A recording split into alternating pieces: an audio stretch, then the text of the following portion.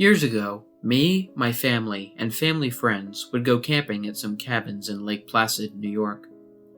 Despite what happened that weekend, that campground holds very fond memories for me that I will cherish forever. The incident happened on the 4th of July weekend. My family was grilling, and me and my friends, children at the time, were running around and playing cops and robbers. While we played, the campground owner came over to my parents and offered to pay for some food. My parents, being nice, gave him some food and beer for free. Eventually, the owner overstayed his welcome and was asked to leave by my friend's dad. This angered him, and he took off his shirt and tried to fight him. We were not aware that he was an alcoholic and already drunk when he asked for food and beer. They eventually got him to leave, and after a while, he came back, this time with a rifle. As me and my friends played, he walked around drunkenly trying to load the rifle. One of my friends, being an innocent kid, walked over to him and asked him what he was doing. The owner said, "I'm going to show your dad something." One of the adults saw this and rushed over. My friend's dad took the rifle from his hands and threw it across the parking lot, screaming at him that there were kids around. At this point, I knew something bad was happening, and I rushed all my friends inside our cabin. At this point, my dad called the police and was recording the whole thing. The police eventually came and arrested him for the night, while the campground owner tried to claim that he never had a rifle while saying on video, "Give me my rifle!" The police came back the next morning and let us file a temporary restraining order while we stayed the weekend. While this is an incident my family laughs at from time to time, I can't help but wonder what would have happened if he had gotten that rifle loaded. So, to the campground owner, let's not meet.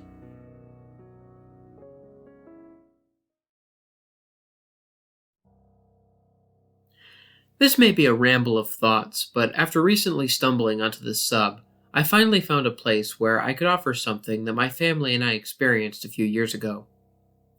I have been camping, solo backpacking, and hunting my whole life in Oregon. I feel really comfortable in the woods and have a deep respect for nature. A few years ago, my wife, daughter, and 2 German shepherds went camping north of Mount Jefferson in Oregon. I have included the coordinates of our campsite, which we found to be the perfect setup for us and our 2 dogs, who need the privacy since they are intimidating to other dog owners and can be loud when spooked. It was not an established campsite, just a nice horseshoe off the USFS road that had flat ground full of trees and a fire pit. The first night, my daughter wanted to sleep by herself in a 2-man tent right next to ours. It was maybe 2 feet away from me and my wife's tent. We had the male German shepherd, named Guts, sleep with her in the tent. That whole first night, neither my wife nor I could sleep. We both heard footsteps, and they were heavy, not like typical forest critters scampering around in the night. I was well armed, because I was paranoid from recently reading about a dad in California who was shot and killed in a tent next to his 2 infant daughters. Needless to say, both my wife and I had 2 pistols, and I had a rifle with me. The dogs are great at detection, and that's why I felt my daughter could sleep alone, because Guts is completely fearless, and nothing would lay a hand on her without a battle to the death.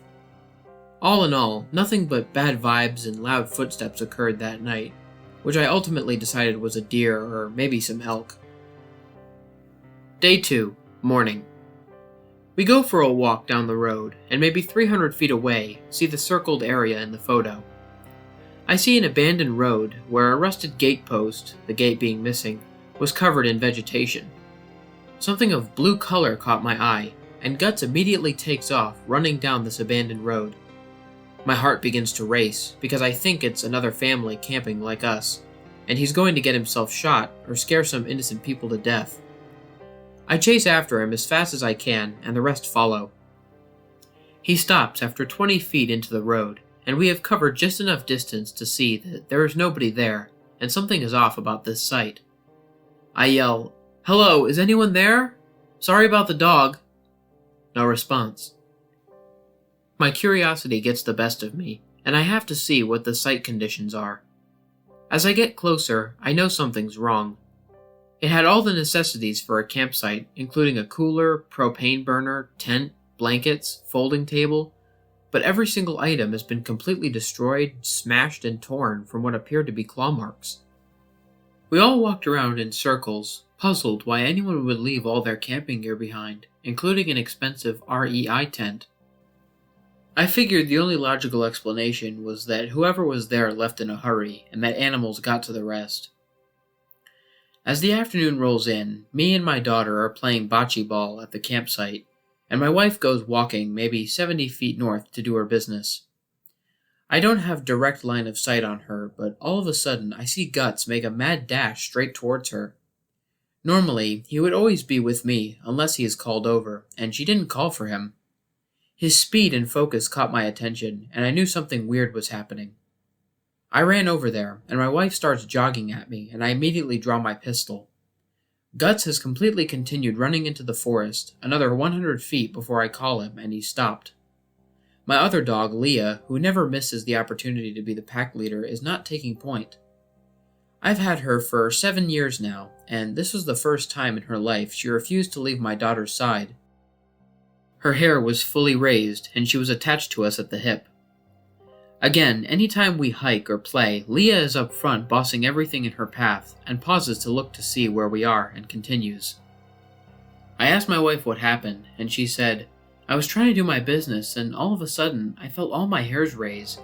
I know someone was watching me, and then I saw Guts running toward me, and I just got up to move towards you." We spent 10 minutes looking for signs of anything, and saw no trails, broken branches, nothing to indicate where something may have gone. We decide we are spending one more night, since it's too late to pack up and drive, but we will all be in the big tent together. Before we go to bed, I put a rope with a makeshift coin alarm around the perimeter of our campsite. I used a mint can and some coins and keys from our truck, and zip-tied it so anything hitting the rope gave a little jingle. Very unsophisticated, but it put my wife at ease. As I go to tie my last corner off at a tree near our tent, our third mystery item unveils itself. It looks like someone has done the exact same thing I have done with a rope that was so old and brown I didn't see it at first. It was broken, and only a few pieces remained, but sure enough, it was tied at roughly the same height, 8 to 10 inches off the ground, and even had a few rusted washers on it. I immediately felt that someone had stayed here before and put the same makeshift warning system on the same tree, maybe 10 to 15 years ago, based on the condition of the rope. Perhaps my paranoia has now reached a new height, but I had to make sure the girls felt safe. At the time, the only thing I could think to do was fire a clip of my .45 into the dirt as a signal to whatever was out there that we are armed. I reassured the girls that anybody listening to that now knows that we have 2 dogs and are armed, and that we are too risky of a target. That night, we heard no footsteps, and the dogs never perked up and barked. We left early the next morning. Fast forward to today. I'm watching the Amazon Missing 411 Hunted documentary, and notice a cluster very close to where we camped that weekend. A flood of dread rushes me as I think of that mysterious abandoned campsite with the ripped tent and smashed cooler and cooktop.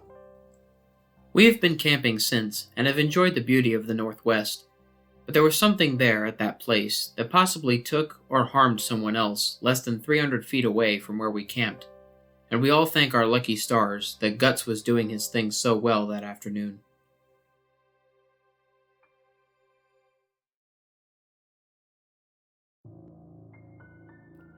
I'm an overnight security guard for a large building/parking ramp. It's generally a really quiet job with a lot of free time, but occasionally I do have to kick out homeless people. It's a horrible part of the job, and I do my best to direct them to the next safest place to sleep. Most people are understanding, as they unfortunately go through this a lot. If anything, they want to vent, and I try to be an open ear. Our protocol is to ask them to leave, and then if they don't, tell them to leave. And if all else fails, we have to contact the police. I've only gotten to that last step once. It's important to note my general routine at work. I sit in a shack in the parking ramp for an hour, and then I go for a walk around the building, and then back to the shack. The doors are all locked, but there's an entryway with an ATM that's open 24/7. This is usually where I find people looking for a place to sleep. For more context, I'm a smaller woman and unarmed. On this night, there was a woman trying to sleep by the ATM. I followed protocol, and after the first 2 warnings, I had to contact the police. She yelled at me, which is out of the normal but understandable considering her position. It must be frustrating being constantly kicked out of every semi-safe space. The police arrived, and because I was a little scared, I always am, I watched from inside the building, out of view, to make sure they got her out. If she was yelling at me, she was full on screaming at them. This goes on for about half an hour before she leaves the building. Unfortunately, that's all the cops are required to do, so she makes her way to the bus stop right outside. The problem with this is the bus stop is parallel with my shack. She just sits and stares at me with hatred in her eyes. This gets uncomfortable pretty quickly, so I decide to take another walk. When I'm passing the door that leads out to my shack, I decide to take a peek out of the little door window. I don't usually do this, but I felt uneasy knowing she was probably still in the area, and it's a good thing I did. I can just barely see it, but behind my shack, I see the slightest wobble. There she was, hiding right behind my shack. It's not a big thing, maybe a 10-foot cube made of large windows and metal right at the entrance of the parking ramp. I have no doubt she was waiting for me. I call the police and just keep watching from the little door window. While I'm waiting, she eventually lets out an angry scream, kicks the miscellaneous junk in front of the shack, and storms up the stairwell in the parking ramp. For an extra kick of anxiety, the floor above me had a broken door that wasn't locked at the time. Eventually, the police get there, and after some harsh words, they get her to leave again, and this time she walks off into the night. What really scares me was what I found on my walk. There's a mirror next to the door I was watching her from. I couldn't see it from inside, but from this side it was obvious. She had broken the mirror, and a large piece was missing. Maybe I've allowed my anxiety to build all this up in my head, but from my perspective, she had taken a large sharp object, hid it behind my shack, and waited for me to walk up. You tell me if I'm overreacting, but to my nameless potential assailant, I wish you better times and a bed to sleep in, but I also hope we never meet again.